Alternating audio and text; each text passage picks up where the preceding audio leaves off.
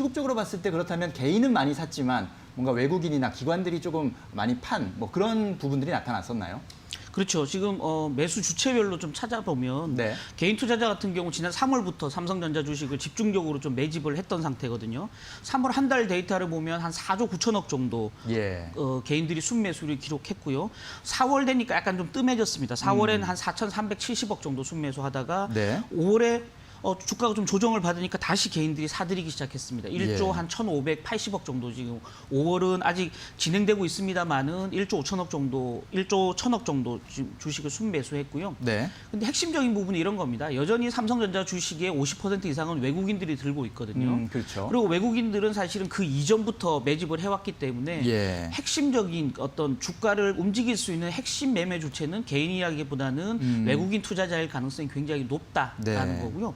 외국인 투자자들이 이 기간 동안 지속적으로 주식을 내다 팔았습니다. 예. 데이터를 찾아보니까 지난 3월에 한 4조 9,500억 정도 외국인이 순매도를 했고요. 네. 4월 들어서는 매도 강도는 좀 줄었습니다. 1조 3천억 정도 순매도한 이후에 지금 이달 들어서는 한 9,600억 정도 순매도하고 있거든요. 석 달간 합쳐보니까 한 6조 원 정도 순매도를 기록했습니다. 개인 투자자들이 이 기간 6조 5천억 정도 샀고요. 예. 외국인들이 6조를 팔았으니까 외국인이 판 물량을 고스란히 개인들이 샀다라는 거죠.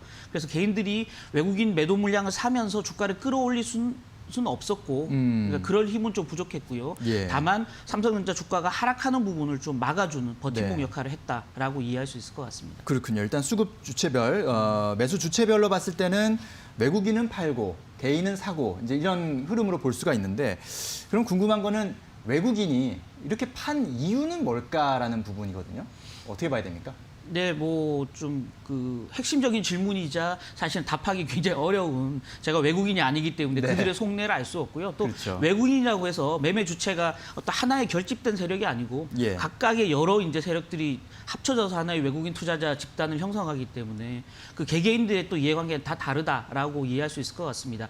다만 이제 그 삼성전자의 주가 흐름, 외국인들 삼성전자 지분율로 이렇게 미로 짐작컨대는 이렇게 좀 이해할 수 있을 것 같아요. 첫 번째는 이런 부분입니다. 지난해 8월부터 한 10월까지 외국인들의 삼성전자 주식 보유 비중을 보면 한 58% 정도 됐거든요. 네. 지금 삼성전자 외국인이 들고 있는 비중이 54% 정도밖에 안 됩니다. 한 4%포인트가 빠졌습니다. 그렇네요. 근데 이제 작년 한 8월부터 10월까지 삼성전자 주가가 55,000원 이렇게 가까이 갔거든요. 네. 그러니까 그 말은 삼성전자 주식을 작년 하반기에 집중적으로 매집한 외국인들 입장에서는 올 들어서 충분히 차익 실현할 수 있는 어떤 가격 수준에 왔다라는 거죠. 예. 그렇게 본다 그러면 조금 그 저가에 미리 삼성전자 주식을 사담았던 외국인들 입장에서는 충분히 좀 매도할 수 있는 차익 실현을 할 수 있는 어떤 메리트가 있었다라는 네. 거고요. 그 이후에는 핵심적인 부분은 아마 반도체 경기가 내년 하반기부터 그러니까 2020년부터 굉장히 좋아질 거라는 기대감으로 2019년 하반기부터 사실은 반도체주에 대한 기대감이 굉장히 컸었거든요. 네. 근데 반도체 경기의 본격 회복 시기가 계속 조금씩 미뤄졌습니다. 그러다 보니까 실망하는 외국인들이 이쯤에서 그냥 차익 실현을 하자라고 예. 털고 나갔을 가능성이 좀 있다라는 거고요. 두 번째는 코로나19 사태의 영향이 가장 크다라고 좀 이해할 수 있을 것 같아요. 이게 외국인들 투자자라고 해서 삼성전자 주식을 직접적으로 사고 팔고 삼성전자 주식만 사고 팔고 하지 않고요. 네. 글로벌리한 어떤 그 포트폴리오 내에서 삼성전자 주식 비중을 일정 부분 담아가는 투자 형태를 계속 유지합니다.